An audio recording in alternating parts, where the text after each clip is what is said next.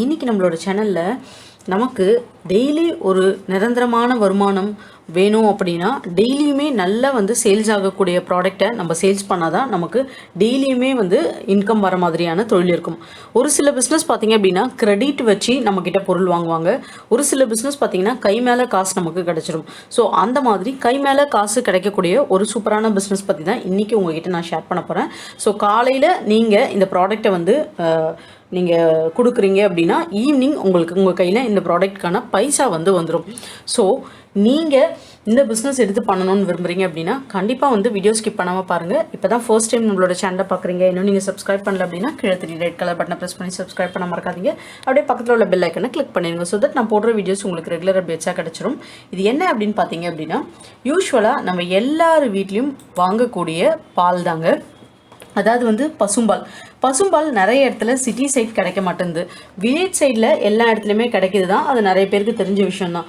ஆனால் இப்போது நிறைய இடத்துல கிடைக்காததுனால 1 லிட்டர் பசும்பால் பார்த்தீங்க அப்படின்னா 70 ரூபா 75 ரூபா வரைக்கும் வெளியில் விற்கிறாங்க. டைரெக்டாக நீங்கள் மாடு வச்சுருக்கீங்க, டைரெக்டாக பசும்பால் நீங்கள் கொண்டு சப்ளை பண்ணுறீங்கன்னா நீங்களும் இதை பண்ணலாம். இல்லை உங்ககிட்ட இருந்து ஹோல்சேலாக வாங்கியும் இதை அதர் பர்சன்ஸ் பண்ணலாம். பசும்பால் பார்த்தீங்கன்னா இந்த மாதிரி பேக்கெட்ஸாக வந்துருச்சு, ஆனால் பெரிய லெவலில் பிரபலம் ஆகலை. ஏன்னா நிறைய இடத்துல இதோட அவைலபிலிட்டி கிடையாது. நிறைய பேருக்கு இதை பற்றியான விழிப்புணர்வு தெரியல. பேக்கெட் பால் தானே, அதுலேயும் என்ன ஒரு புது விஷயம், ப்ரிசர்வேட்டிவ்ஸ் போட்டு தான் இருப்பாங்க அப்படின்னு நினைக்கிறாங்க. கண்டிப்பாக அது கிடையாதுங்க. ஸோ பேக்கெட் பால்லேயுமே பசும்பால் அப்படியே பேக் பண்ணி சேல்ஸ் பண்ணுறாங்க. ஆனால் அதோட லைஃப் அப்படின்றது ஆஸ் யூஷுவல் உங்கள் வீட்டுக்கு ஒரு பாத்திரத்தில் பசும்பால் கொடுத்துட்டு போனாங்கன்னா எப்படி இருக்குமோ லைஃபு, அந்த மாதிரி தான் அதோட லைஃப் இருக்கும். அது தெரிஞ்சு மக்கள் ரெகுலராக வாங்குறாங்க அப்படின்னா கண்டிப்பாக அவங்களுக்கு இந்த பசும்பால் யூஸ்ஃபுல் தான். ஸோ இந்த மாதிரி பசும்பால் பேக்கெட்டில் பண்ணோம் அப்படின்னா நம்ம அப்படியே பேக்கெட்டை வாங்கி பேக் பண்ணியெல்லாம் கொடுத்துட முடியாது.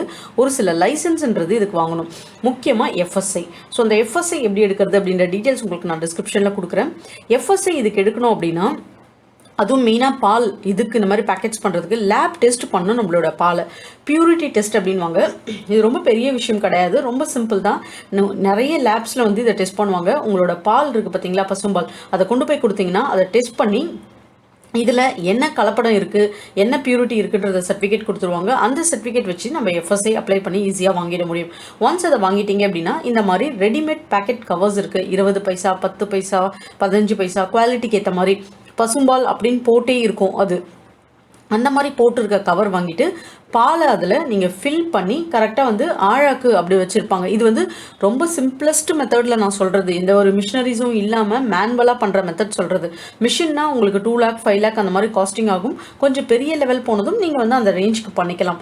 இதை நீங்கள் ஆழாக்கில் 1/2 லிட்டர் இல்லை 1 லிட்டர்னு வச்சுருப்பீங்க பார்த்தீங்களா, அதில் அளந்து இதில் ஊற்றிட்டு ஹீட் சீலிங் மிஷின் இருக்கும் பார்த்தீங்களா, அந்த ஹீட் சீலிங் மிஷின் வச்சு இந்த பால் பேக்கெட்டை நீங்கள் பேக் பண்ணிடலாம். ஸோ ரொம்ப சிம்பிள். பேக் பண்ணிவிட்டு உங்கள் ஏரியாவில் இருக்க சூப்பர் மார்க்கெட்ஸு, ஷாப்ஸு, இல்லை நீங்கள் வீடுங்களுக்கு போடுறீங்க பார்த்தீங்களா, அவங்க தூக்குல வாங்குவாங்க. அதுக்கு பதில் இந்த மாதிரி பேக்கெட்ஸில் நீங்கள் தாராளமாக சப்ளை பண்ணலாம்.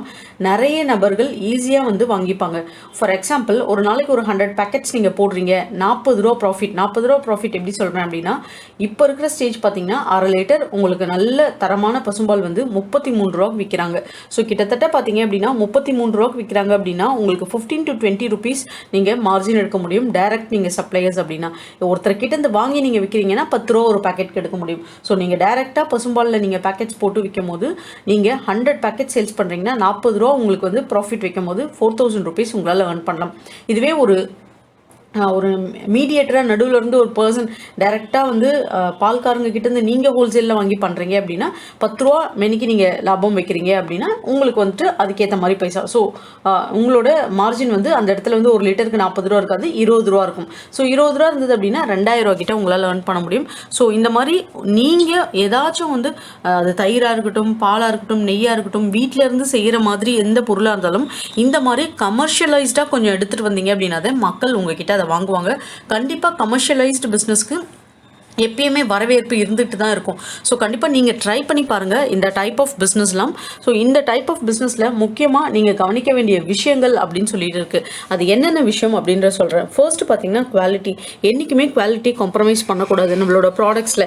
ஏன்னா நம்ம தூக்கில் வாங்கும் போது அந்த பால் வந்து ஒரு குவாலிட்டியும், அதே போல் பேக்கெட்ஸ்க்கு மாறிட்டு இன்றைக்கி 100 பேக்கெட்ஸ் போடுறோம் அப்படின்னா நம்ம தூக்கில் கொடுக்கும்போது நம்ம தெருவுங்களில் இருக்க ஒரு 10 தெரு ஒரு 10 கிலோமீட்டருக்குள்ளே தான் சரௌண்டிங் கொடுக்கும். ஆனால் நாளைக்கு பேக்கெட்ஸ் போகும்போது அது நிறைய ஏரியாவில் வந்து சர்க்குலேட் ஆகும். நிறைய பேருக்கு உங்களோட பிராண்ட் பிடிச்சிருக்கும், நல்லா இருக்குன்னு ஹை குவாலிட்டி போகும்போது அதில் கலப்படங்கள் கண்டிப்பாக பண்ணக்கூடாது. ஸோ அதுலேயும் பெஸ்ட்டாக நீங்கள் கொடுக்கணும் இண்டஸ்ட்ரியில்.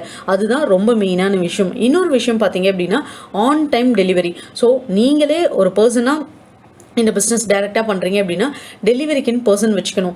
இனிஷியலில் நீங்கள் வந்துட்டு ஒரு 50 பேக்கெட்ஸ் 100 பேக்கெட்ஸ்ன்றது மார்னிங் ஒரு 2 hours இருந்தாலே போதும். உங்களால் வந்து ஈஸியாக வந்து கவர் பண்ணிட முடியும் ஃபுல் பீப்புளையுமே ஒரு 100 பேக்கெட்ஸ்க்கு. ஆனால் ஒரு 500 பேக்கெட்ஸ் 1000 பேக்கெட்ஸ் அந்த ரேஞ்ச்லாம் போயிடுச்சுன்னா ஆட்கள் நீங்கள் வைக்கணும். ஸோ ஆட்கள் வைக்கிறீங்க அப்படின்னா அது ஆன் டைம் டெலிவரிக்கு அங்கே போகணும். ஸோ அந்த மாதிரி அரேஞ்ச் பண்ணுங்கள். பைசா வந்து அவ்வளோ சீக்கிரம் பாலில் வந்து இன்க்ரீஸ் பண்ணாதீங்க. ஒரு மார்ஜின் உங்களுக்கு இவ்வளோ மார்ஜின், இப்போ 40 ரூபா லிட்டருக்குன்னு ஒரு மார்ஜின் நான் செட் பண்ணி உங்களுக்கு சொல்கிறேன்.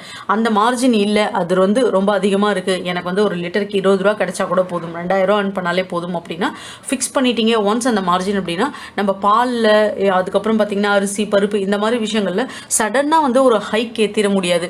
10 ரூபா 20 ரூபான்னு சொல்லிட்டு அது வந்து ஒரு பெரிய ஒரு ட்ராபேக்காக நம்மளோட பிஸ்னஸில் கொண்டு வந்துடும். ஸோ அதனால் அவ்வளோ அதிகமாக அவ்வளோ சீக்கிரம் ஏற்றக்கூடாது. நீங்கள் உங்களுக்கு ஏதாச்சும் அதில் வந்து நஷ்டம் வருது, உங்களால் வந்து அதை சரி கட்ட முடியல அப்படின்னும் போது எவ்வளோ அமௌண்ட், ஒரு 50 பைசா 1 ரூபி வச்சா நம்மளால் வந்து ஈடு கட்ட முடியுமா? வேறு எங்கே காஸ்டிங் குறைக்கலாம்? 20 பைசாக்கு வந்து இந்த பேக்கிங் கவர்ஸ் வாங்குற இடத்துல எனக்கு ஒரு 75 பைசா 1 ரூபா பைசா எங்கேயாவது கிடைக்குமா? அந்த மாதிரி வந்து நான் வந்து இந்த பேக்கிங் கவர்ஸ் வந்து வாங்குறதுக்குன்னு சொல்லிட்டு உங்களோட ரா மெட்டீரியல் காஸ்டிங்கை எங்கேயாச்சும் கட் ஷார்ட் பண்ண முடியுமா அப்படின்றத பாருங்கள்.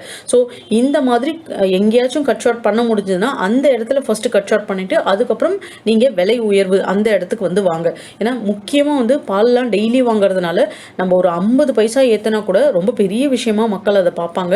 அதுக்கப்புறம் நம்மளோட பிராண்டை வந்து கம்பேர் பண்ண ஆரம்பிப்பாங்க. ஸோ ஒன்ஸ் உங்களுக்கு வந்து உங்கள் பிராண்டில் அடாப்ட் ஆகிட்டாங்க அப்படின்னா குவாலிட்டி, அதே போல் உங்களோட காஸ்டிங், உங்களோட பேக்கிங், உங்களோட டெலிவரி, இந்த மாதிரி எல்லா விஷயமும் நோட் பண்ணுவாங்க. சாப்பிட்ற பொருள் அப்படின்னும் போது, அதுவும் பால்னும் போது ஸ்பெசிஃபிக்காக நிறைய பேர் வந்துட்டு பசும்பால் அப்படின்றதே நம்ம நாட்டு மாடு பசும்பாலா, ஜெர்சி மாடா, இது நல்லதா, கலப்படம் செய்கிறாங்களான்னு 1008 கொஷின்ஸ்க்கு அப்புறம் தான் உங்களோட பிராண்டே வெளியே வரும். சடனாக நம்ம வெளியே கொண்டு வர முடியாது பிராண்ட்ஸ். ஏன்னா பெரிய பெரிய பிராண்ட்ஸ் வந்து பால் பேக்கெட் போடுறதுல இருக்காங்க. அதனால நம்மளோட பிராண்டை நம்ம கொண்டு வரணும் அப்படின்னு நினைக்கிறோம் அப்படின்னா கண்டிப்பாக அதுக்கு ஒரு சில விஷயங்கள் நம்ம ஸ்டெப் எடுத்து வைக்கணும். அந்த விஷயங்களை ப்ராப்பராக நீங்கள் பண்ணீங்கன்னா கண்டிப்பாக உங்களால் முன்னேற முடியும். இந்த மாதிரி பால் பேக்கெட்ஸ் போடுறதுல நிறைய பேர் முன்னேறியும் இருக்காங்க. இந்த மாதிரி பேக்கெட்ஸ்க்கு பதில் பாட்டில்ஸ் வருது பார்த்தீங்களா, 1/2 லிட்டர் பாட்டில், நம்ம வந்து இந்த கூல்ட்ரிங்க்ஸ்லாம் குடிப்போம், அந்த மாதிரி பாட்டில்ஸ்லையும் பேக் பண்ணி வந்து சீல் பண்ணி சேல்ஸ் பண்ணுறாங்க. உங்களுக்கு அது வசதியாக இருக்குனாலும் பண்ணுங்கள். பாட்டில்ஸ் பார்த்தீங்க அப்படின்னா உங்களுக்கு வந்து 5 rupees 10 rupees அந்த மாதிரி ரேஞ்ச் இருக்கும். அந்த மாதிரி ரேஞ்ச் இருக்கும்போது ஸோ பாட்டிலோட பைசா நீங்கள் எல்லாமே எதில் வைக்க முடியும்? நீங்கள் வந்து பாலில் தான் உங்களால் ரேட்டை வந்து இன்க்ரீஸ் பண்ண முடியும். ஸோ லோவஸ்ட்டு ப்ரைஸில் நீங்கள் ஃபிக்ஸ் பண்ணணும். இப்போ இருக்கிற மார்க்கெட் ரேஞ்சுக்கு நீங்கள் கூடவே வந்து ஃபிக்ஸ் பண்ணோம் அப்படின்னா கவர்ஸ் போகிறது தான் வந்து உங்களுக்கு லோ காஸ்டிங்காக இருக்கும். பாட்டில்ஸ் போனீங்க அப்படின்னா அதுக்கேற்ற மாதிரி உங்களோட மார்ஜினை நீங்கள் பேலன்ஸ் பண்ணுற மாதிரி இருக்கும். உங்களோட பாலில் வந்து நீங்கள் ப்ரைஸ் கொஞ்சம் இன்க்ரீஸ் பண்ணுற மாதிரி இருக்கும். ஸோ ப்ராப்பராக இந்த பிஸ்னஸை வில்லேஜ் டு சிட்டி தாராளமாக பண்ணீங்க அப்படின்னா ஒரு நாளைக்கு சாலிடாக 4000 ரூபாயிலேருந்து 5000 ரூபா உங்களால் லாபம் மட்டுமே எடுக்க முடியுங்க.